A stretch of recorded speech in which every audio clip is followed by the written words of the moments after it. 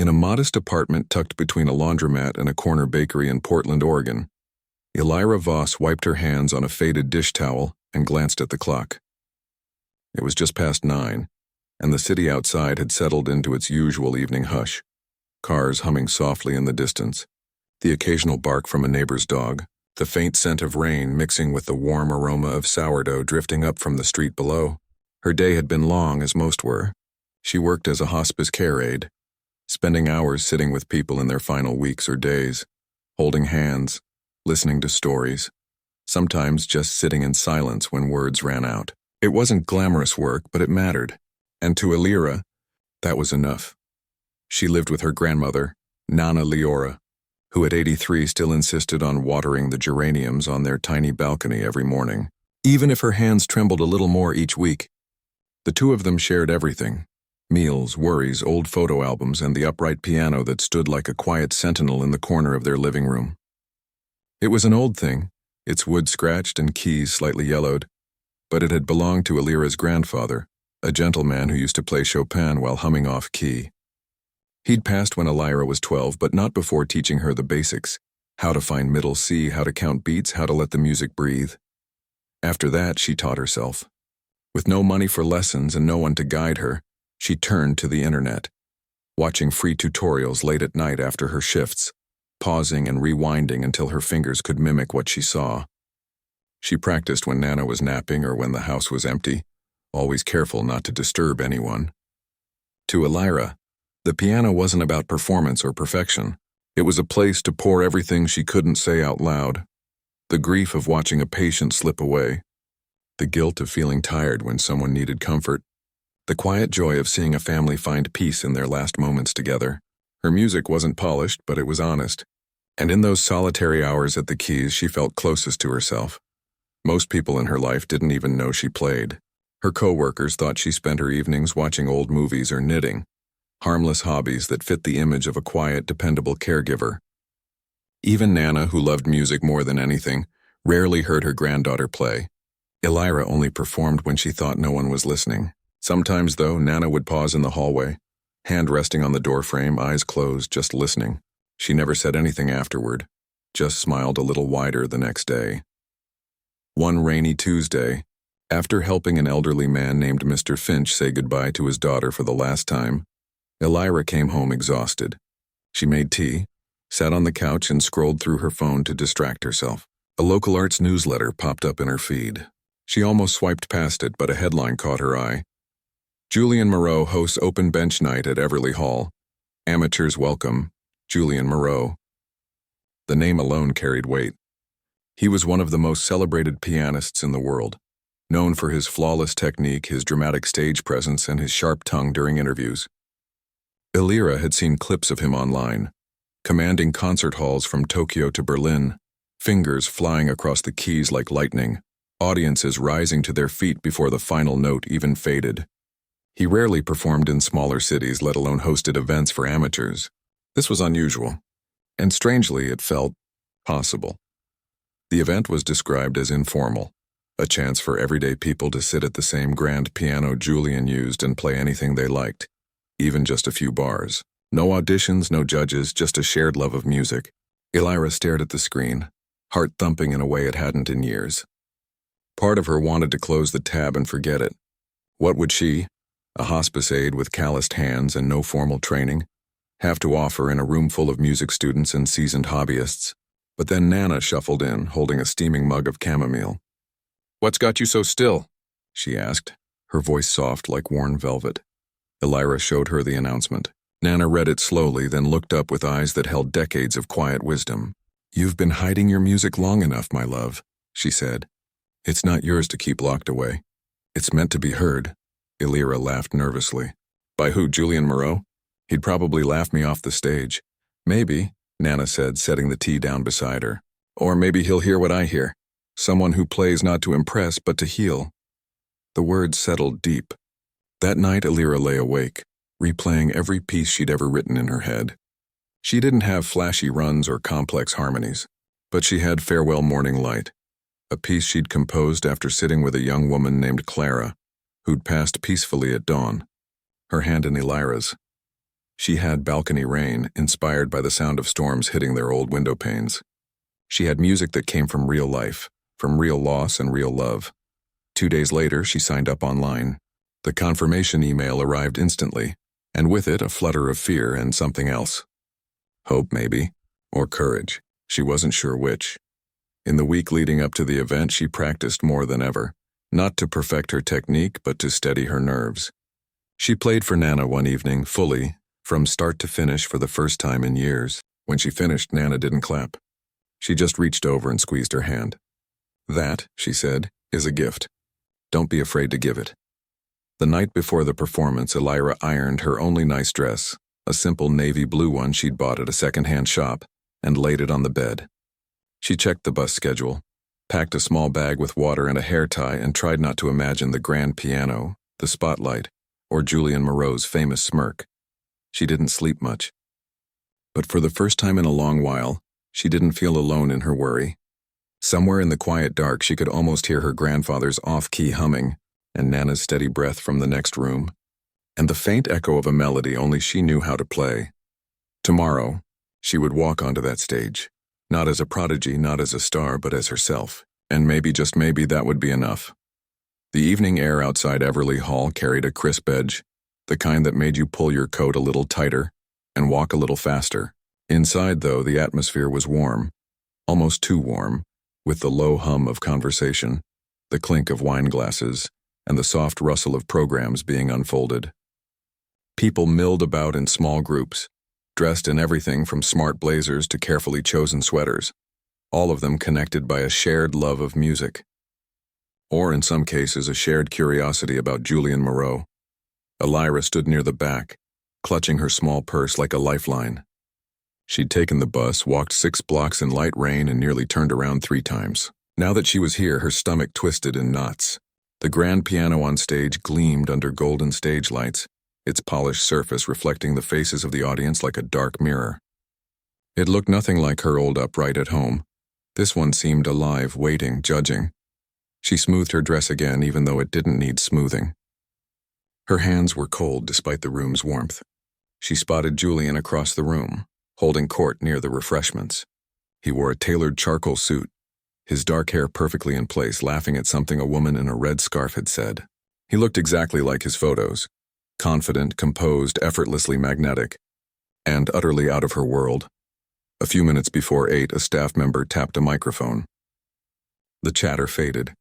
Julian stepped onto the small stage, not with a flourish, but with the easy grace of someone who'd done this 1,000 times. He greeted the crowd warmly, thanked the organizers, and explained the night's simple rule. Anyone who'd signed up could play up to 5 minutes of anything they liked. No pressure, no critique, just music. Then he added, with a playful glint in his eye, "And remember, if you've never played in public before, well, there's a first time for everything." A ripple of laughter moved through the room. Elira's name was third on the list. She watched the first performer, a college student with nervous fingers, play a clean but cautious Bach prelude. The second was an older man who played a jazzy tune he'd written for his granddaughter's wedding. Both received polite applause. Julian nodded along, offering brief, kind comments after each. Then came her turn. Her legs felt like they belonged to someone else as she walked toward the stage. She could feel eyes on her, the curious glances, the subtle shifts in posture. She wasn't dressed like the others. No designer shoes, no statement jewelry, just a thrift store dress and scuffed flats. She kept her gaze down until she reached the piano bench. Julian looked up at her, his expression unreadable for a beat. Then almost reflexively his lips twitched, not unkindly, at least not at first, but with the kind of amused surprise people show when something doesn't match their expectations. He leaned into the microphone. "Well," he said, voice light but carrying, "this should be refreshing." A few people chuckled. It wasn't cruel, not exactly, more like the sound of someone used to polished performances encountering something unexpected. Elira felt her cheeks burn. She wanted to turn and walk out, but then she remembered Nana's voice. "It's not yours to keep locked away." She sat. The bench was harder than she expected. The keys felt colder, smoother. For a moment she just placed her hands there, palms flat, breathing. The room grew quiet. Not the respectful silence of anticipation, but the uneasy hush that comes before disappointment. Julian leaned back in his chair, arms crossed, one eyebrow slightly raised. He wasn't being mean, not on purpose. He was just waiting for the inevitable stumble, the wrong note, the amateur moment that would confirm his quiet assumption. This wasn't her place. But Elira didn't start with a scale or a familiar melody. She didn't try to impress. Instead, she closed her eyes and let her fingers find the opening notes of Farewell, Morning Light. The first chord was soft, barely more than a whisper. It hung in the air like mist, then another slightly fuller. The piece began in a minor key, slow and searching, like someone walking through an empty house after everyone's gone. There were no flashy runs, no dramatic crescendos, just a simple, aching line that seemed to ask a question without words. Julian's posture shifted. He uncrossed his arms. His head tilted just slightly.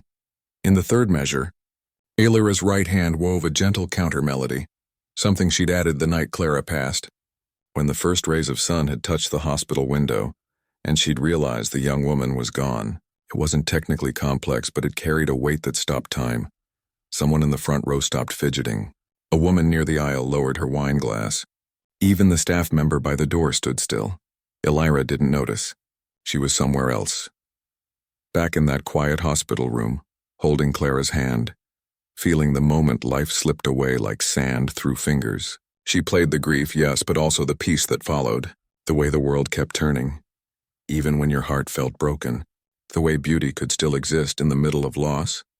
Her left hand moved with quiet certainty, anchoring the emotion. Her right hand floated above the keys, light as breath. She missed a note, just one, when her thumb slipped on a damp key. But she didn't stop.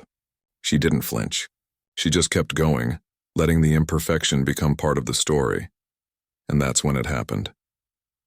Halfway through the piece, Julian sat forward, not dramatically, just a small movement, but enough to catch the attention of those watching him. His usual air of detached amusement was gone. His eyes were fixed on her hands, then on her face, then back to the piano. He wasn't smiling anymore. He looked startled, like he'd just heard something he didn't know existed.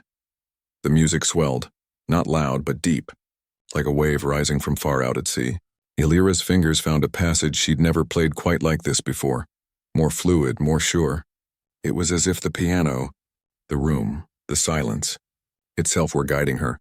When she reached the final phrase, the part where the melody rises one last time before fading into stillness, she played it so softly that people leaned forward, in their seats to hear it. And when the last note dissolved into silence, no one moved. Not a cough. Not a shuffle. Not even a breath. The silence lasted 3 full seconds. Then 4. Then someone in the back sniffed quietly. A man wiped his eye with his sleeve. And then, slowly, hesitantly, a single pair of hands began to clap. It was Julian. He stood as he clapped, not out of politeness, but with something like reverence. That broke the spell. The room erupted, not in wild cheers, but in warm, heartfelt applause that built and built until it filled every corner of the hall. Elira opened her eyes. She hadn't realized they were closed. Her hands trembled slightly on the keys. She looked up, dazed, and met Julian's gaze. He wasn't smirking now. He looked humbled, and maybe a little shaken. He stepped toward the microphone again, cleared his throat, and said simply, "Thank you." That was all. No joke, no clever remark.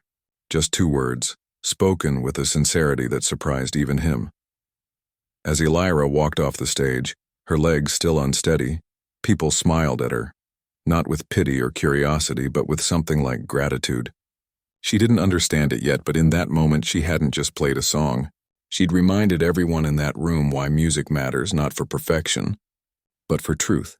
And somewhere in the back, unnoticed by all, a teenager with headphones around her neck lowered her phone, her eyes wide. She'd been recording the whole thing. Without thinking, she hit share. The next morning, Elira woke to the sound of her phone buzzing on the nightstand, again. She'd silenced it 3 times already, but it kept lighting up with notifications she didn't understand. She rubbed her eyes, sat up slowly, and squinted at the screen. Dozens of messages, dozens more friend requests, and a string of alerts from a video sharing app she barely used. She tapped on the top notification. A video loaded, shaky footage shot from the back of Everly Hall, slightly out of focus but clear enough to hear every note. Her notes. The title read, "She walked on stage like no one expected anything," then played like an angel. Below it, the view count climbed by the second. 5,000, 12,000, 27,000. Her stomach dropped. She hadn't given permission for this. She hadn't even known anyone was recording. Panic fluttered in her chest. What if someone at work saw it? What if patients' families thought she was showing off? She played for comfort, not attention. This felt like a violation, like someone had opened her diary and read it aloud in a crowded room. She called Nana right away. Her grandmother answered on the first ring, voice bright. "I saw it," she said before Elira could speak. "You were beautiful. But I didn't want—" Elira started. "I know," Nana interrupted gently. "But sometimes the things we do in secret are exactly what the world needs to hear." Elira wasn't sure she believed that. Still, she couldn't ignore the messages piling up. A local radio station wanted to interview her. A music teacher from a nearby college asked if she'd consider lessons. On them. A woman whose mother was in hospice wrote, "My mom heard your piece. She said it sounded like her childhood home. Thank you for giving her peace." That one made Elira cry. By noon, the video had over 100,000 views. Comments poured in, not the usual internet noise, but real, tender words. "I lost my son last year. This made me feel less alone. Played this for my dad in the hospital. He smiled for the first time in weeks. Who is she? Where did she come from?" And then, late that afternoon, a direct message appeared from an account with a verified badge. Julian Moreau. Her finger hovered over the screen. She almost didn't open it, but curiosity won. "Elira," it read, "I owe you more than applause. I was wrong to assume. Your music didn't just move me. It reminded me why I started playing in the first place. If you're willing, I'd like to talk. No cameras, no crowd. Just coffee if you'll have it." She stared at the message for a long time. Part of her wanted to ignore it. She didn't need fame. She didn't want to be a story. But another part, the part that remembered how it felt to sit with Clara in that quiet dawn, knew this wasn't just about her anymore. Her music had touched people. Maybe it could do more, she typed back. "Okay, but only if it's about helping others. Not about me." He replied within minutes. "That's the only reason I'm asking." They met 2 days later at a quiet cafe near the river, far from downtown buzz. Julian arrived early, wearing jeans and a sweater. No entourage, no sunglasses. He looked younger without the stage lights, more human. When Elira walked in, he stood immediately. "Thank you for coming," he said, and this time there was no trace of irony, just sincerity. They sat by the window. At first, the conversation was careful, polite. He asked about her background, her work, how she learned to play. She answered honestly, without embellishment. When she mentioned hospice care, his expression softened. "My father passed in hospice," he said quietly. "I was on tour in Vienna. Didn't make it back in time," he paused. "I've carried that guilt for years. I threw myself into perfection after that. Flawless performances, sold-out halls, as if getting every note right could somehow fix what I got wrong." Elira listened. She didn't offer empty comfort. Instead, she said, "Music doesn't fix things, but it can hold space for what's broken." He looked at her like she'd handed him something precious. Then he made his offer. He was planning a charity concert in 2 months, a benefit for end-of-life care workers and families navigating grief. He wanted Elira to perform, not as a guest act but as a collaborator. He'd play classical pieces, yes, but he wanted her to share her original compositions too, and he insisted the event be free for anyone who worked in hospice, nursing, or palliative care. "No press unless you say yes," he added. "No interviews. Just music and the people who need it most." Elira hesitated. The thought of playing in front of hundreds again made her palms sweat. But then she thought of Mr. Finch's daughter, who'd cried silently in the hallway after saying goodbye. Of the young man with cancer who used to hum along when she played softly in his room. Of all the people who never got to hear live music in their final days because it felt like a luxury they couldn't afford. "What if I mess up?" she asked. Julian smiled. Not his stage smile, but a real one. "Then you'll be human. And that's the whole point, isn't it?" She said yes. Rehearsals began the following week. They met in a small studio Julian rented, just the two of them and a grand piano. At first, Elira was stiff, self-conscious. But Julian didn't treat her like a novice. He asked questions about her pieces, why she chose certain chords, where the silences came from, what emotion lived in each phrase. He listened like a student, not a star. One afternoon, as she played Balcony Rain, he stopped her mid-phrase. That shift from minor to major, right there, it's like hope sneaking in through a crack in the wall. How did you know to do that? I didn't, she admitted. It just happened when I was playing for a patient who told me her favorite sound was rain on her childhood roof. He nodded slowly. That's the kind of music people remember. Not the notes, but what they make you feel. As the weeks passed, something shifted, not just in their collaboration, but in Elira herself. She began to see her playing not as a private ritual, but as a bridge, a way to say the things words couldn't. And Julian?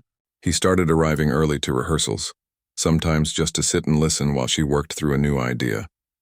Once he brought sheet music he'd transcribed from her playing, her own music written down for the first time. You should publish these, he said. She shook her head. They're not for selling. They're for sharing. He didn't argue. He just tucked the pages into his bag like treasure. The night before the charity concert, Elira visited Nana on the balcony. The geraniums were blooming again, bright red against the gray evening sky. I'm scared, Elira admitted, wrapping her arms around herself. Nana patted her hand. Good, that means you care. But remember, when you sit at that piano tomorrow, you're not playing for Julian or the crowd or even yourself. You're playing for every person who's ever felt alone in their grief. And that, she said, smiling, is a gift they'll never forget. Elira took a deep breath. The city lights flickered below. Somewhere out there, someone was hurting. And maybe, just maybe, her music could be a quiet hand on their shoulder. She was ready. The concert hall wasn't grand like the ones Julian usually played in. No gilded balconies or velvet ropes. This one was modest, tucked into a community art center with wooden floors that creaked and windows that let in the golden light of late afternoon. But it was full, not with critics or celebrities, but with nurses in scrubs still damp from rain, hospice volunteers with tired eyes, family members who'd sat through long nights in hospital chairs, and caregivers who knew the weight of holding someone's hand as they took their last breath. Many had brought photos, small frames tucked into coat pockets or resting on empty seats beside them. Like silent guests, backstage Elira paced slowly, her fingers tracing the edge of her sheet music even though she didn't need it. She'd played these pieces 100 times in her living room, but tonight felt different.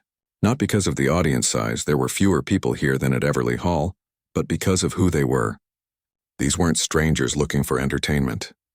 They were people who carried grief like a second skin, and she was about to play music made from the same raw material. Julian found her near the curtain holding 2 mugs of tea. Chamomile, he said, handing her one. Nana's suggestion. She blinked. You talked to her? She called me last week, he admitted with a small smile. Told me to make sure my granddaughter doesn't forget to breathe. He paused. She's right. You don't have to be perfect tonight. You just have to be true. Elira nodded, wrapping her hands around the warm mug. The nerves were still there, but they'd changed shape. Less fear, more purpose. The concert began simply. Julian walked on stage alone, greeted the audience without fanfare, and explained the evening's intention. Not to perform, but to remember, to honor, and to heal. Then he played, a Chopin nocturne, tender and restrained, as if he were speaking directly to someone in the back row. When he finished, there was no thunderous applause, just a quiet ripple of gratitude. Then he stood and turned toward the wings. Tonight I'm honored to share the stage with someone whose music doesn't just sound beautiful, it feels like home. Please welcome Elira Voss. The lights dimmed slightly as she walked out.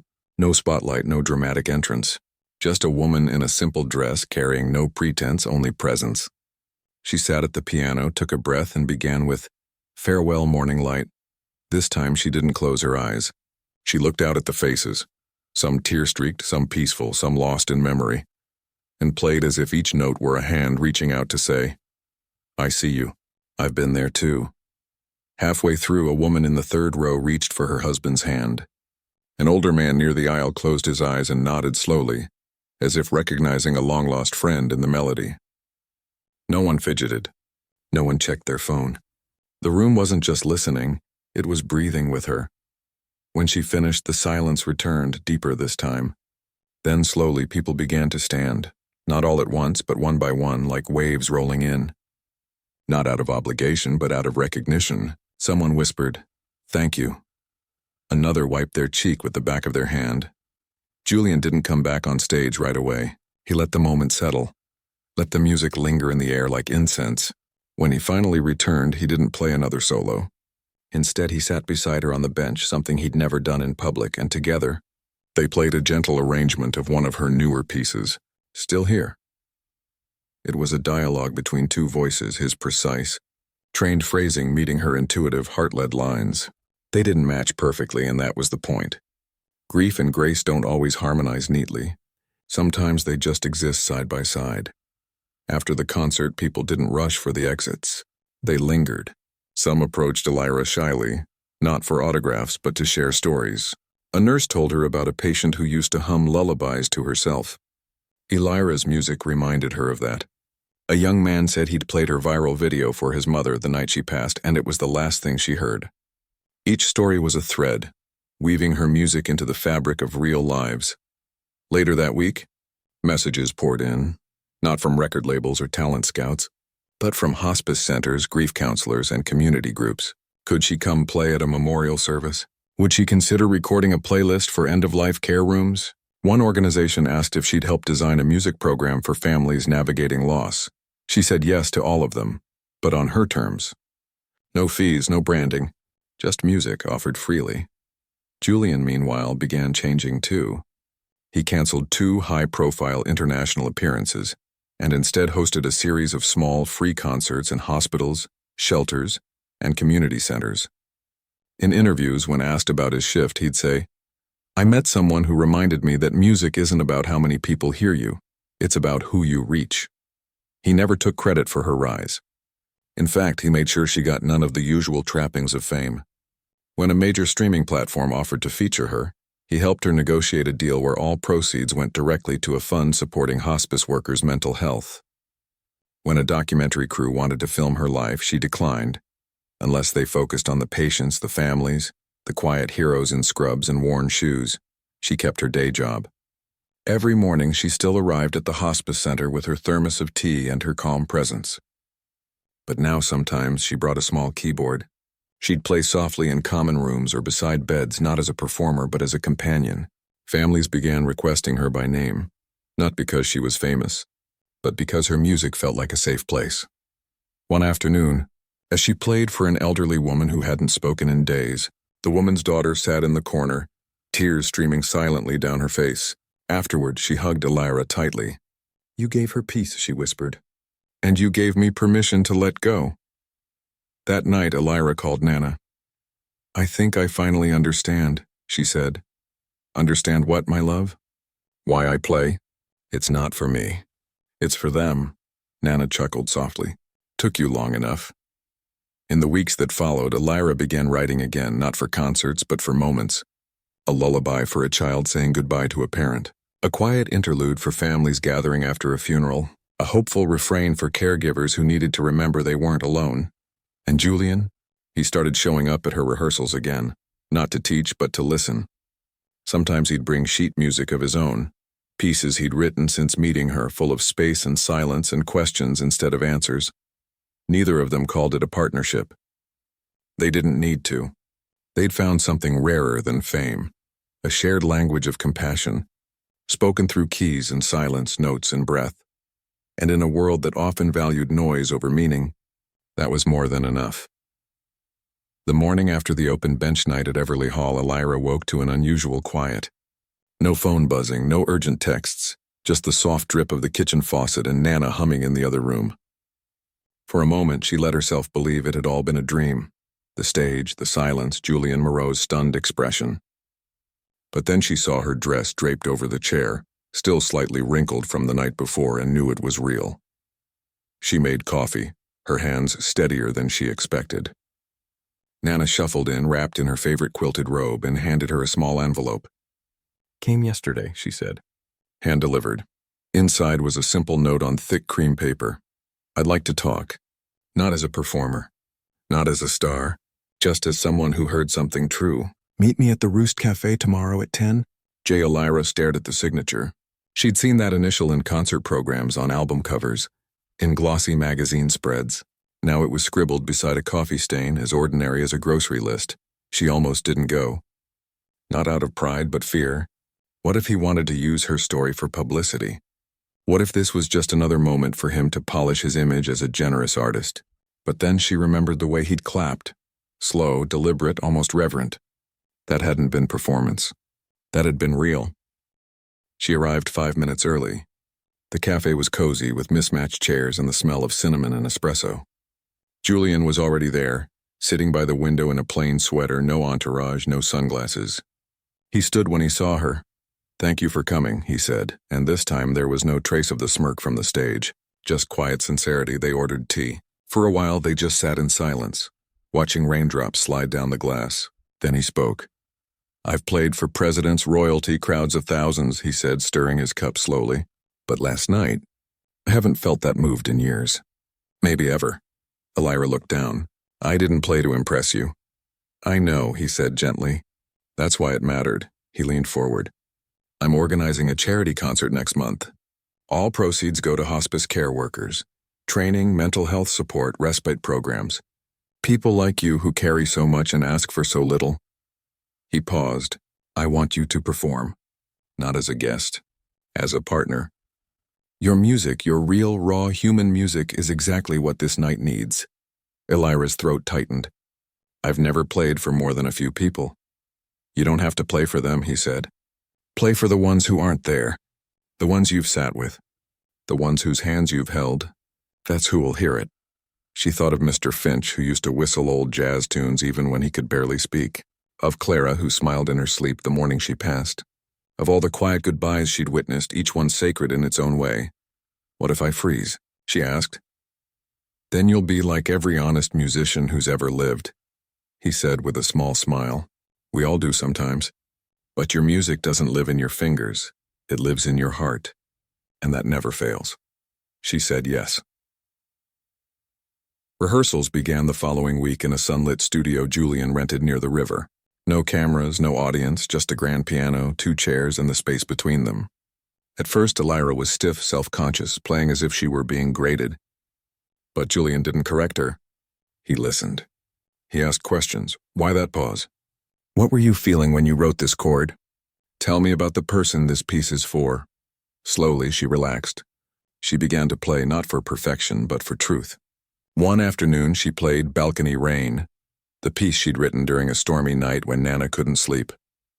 Halfway through, Julian stopped her. "That shift from minor to major," he said, eyes wide. "It's like hope sneaking in through a crack in the wall. How did you know to do that?" "I didn't," she admitted. "It just happened. Like the rain stopped for a minute and the sun came out." He nodded slowly. "That's the kind of music people remember. Not the notes, but what they make you feel." As weeks passed, something shifted between them. He started arriving early, sometimes just to sit and listen while she worked through a new idea. Once he brought sheet music he'd transcribed from her playing, her own compositions written down for the first time. "You should publish these," he said. She shook her head. "They're not for selling. They're for sharing." He didn't argue. He just tucked the pages into his bag like something precious. Word of the upcoming concert spread quietly, not through press releases, but through word of mouth. Hospice nurses told their colleagues. Grief counselors mentioned it in support groups. Families who'd lost loved ones marked the date on their calendars. Tickets were free for anyone working in end-of-life care, and donations were optional. Julian insisted on it. The night before the concert, Elira visited Nana on the balcony. The geraniums were blooming again, bright red against the gray evening sky. "I'm scared," Elira admitted, wrapping her arms around herself. Nana patted her hand. "Good, that means you care. But remember, when you sit at that piano tomorrow, you're not playing for Julian or the crowd or even yourself. You're playing for every person who's ever felt alone in their grief. And that," she said smiling, "is a gift they'll never forget." Backstage on concert night, Elira's hands were cold, but her mind was clear. She wasn't there to prove anything. She was there to bear witness. When her name was called, she walked out not as a star, but as herself, a woman who'd learned that music could hold space for sorrow, for love, for all the things too big for words. And as her fingers touched the keys, she knew this wasn't the end of her story. It was just the beginning of something far more important. Music that served, not shined, that healed, not performed, that remembered, not forgot. 5 years later, on a cool Saturday morning, Elira unlocked the door to the Community Arts Center just as the sun broke through the clouds. The building wasn't fancy, peeling paint on the window frames, a wobbly step at the entrance, a sign that read, "Music for the Heart," in hand-painted letters. But to her, it felt like home. Inside, the scent of old wood and coffee lingered in the air, and the upright piano in the main room had been tuned the day before, its keys gleaming softly in the morning light. She set down her tote bag, hung up her coat, and checked the schedule taped to the wall. Today was Beginner's Day, free lessons for kids and adults who'd never touched a piano before. No auditions, no fees, no pressure, just an open door and an open bench. She'd started these sessions 3 years ago, after turning down every record deal, every talk show invite, every glossy magazine cover. Fame had knocked, loud and persistent, but she'd kept the door cracked just enough to let in what mattered: connection, service, quiet purpose. The charity concert with Julian had changed everything, and nothing. She still worked part-time in hospice care, though now she wove music into her visits, playing gentle melodies for patients and families during their hardest hours. But her real joy had become this: teaching others that music wasn't for the perfect, but for the human. At 10 o'clock, the first student arrived, a girl no older than 9, clutching her mother's hand, eyes wide as she stared at the piano. She wore mismatched socks and a t-shirt with a faded cartoon cat. Her name was Lila, and she'd never had a lesson in her life. "Go on," Elira said gently, pulling out the bench. "Sit." Lila hesitated, then climbed up, her feet not quite reaching the floor. She placed her small hands on the keys and froze. "It's okay to be nervous," Elira said, kneeling beside her. "I was too. The first time I played for someone else, I thought I'd throw up." Lila giggled. "Really?" "Really." Elira pointed to middle C. "Just press this one." "Listen to how it sounds." Lila tapped the key. A clear, warm note filled the room. "Now press it again," Elira said. "And this time imagine it's saying hello." The girl did. And just like that, the fear began to melt. Julian walked in an hour later carrying 2 paper cups of tea and a folder of sheet music.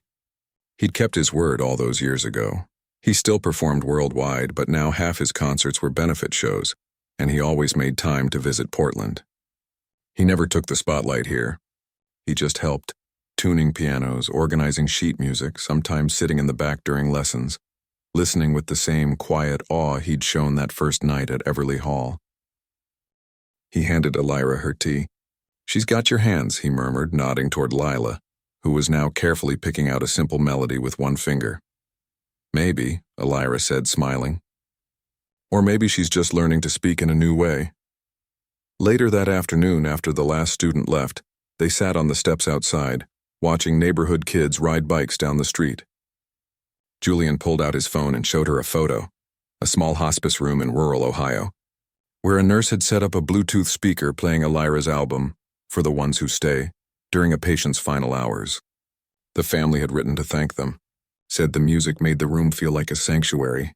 Elira's album had never charted. It wasn't on billboards or late-night shows, but it was in hospice centers across the country, in grief support groups, in the playlists of caregivers who needed a moment of calm. She'd recorded it in her living room, with Nana dozing on the couch, and donated every penny to a fund that provided mental health resources for end-of-life workers. Nana was gone now, peacefully, in her sleep, with Elira holding her hand and playing Balcony Rain one last time. But her voice still lived in every lesson Elira gave, every note she played, every time she told a nervous student, "It's not about getting it right. It's about letting it matter." Julian sipped his tea. "You know, people still ask me about that night at Everly Hall. They think I discovered you." Elira laughed softly. "You didn't." "No," he agreed. "You were already there. I just finally learned how to listen." Inside the center, Lila had returned. She stood by the piano, hesitant, watching them through the glass door. Elira waved her in. The girl walked over, twisting the hem of her shirt. "Can I try something?" she asked. "Of course." Lila sat, took a deep breath, and played a short sequence. 3 notes, then a pause, then 2 more. It wasn't a song anyone would recognize, but it was hers. And in it, Elira heard something familiar. The same raw honesty she'd once hidden in her own apartment, afraid to share. When Lila finished, she looked up, eyes searching. "Was that okay?" Elira didn't say "good job" or "you're talented." She just placed a hand on the girl's shoulder and said, "That sounded like you. And that's more than enough." Julian watched, silent as Elira guided Lila through a simple chord. No cameras, no crowd. Just a child, a piano, and a woman who'd learned that the most powerful music isn't the kind that stuns an audience. It's the kind that helps someone feel seen.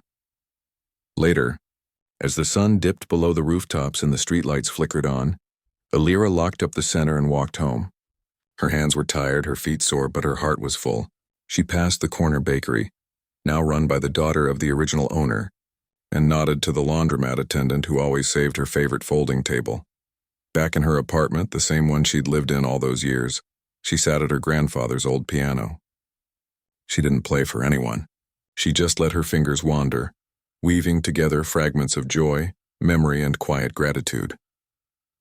Outside, the city hummed its ordinary song, but inside, for a few precious minutes, there was only music, simple, true, and deeply human. And in that moment, Elira knew she'd found exactly what she was meant to do. Not to be famous, but to be faithful. To show up again and again with open hands and an open heart and let the music do the rest.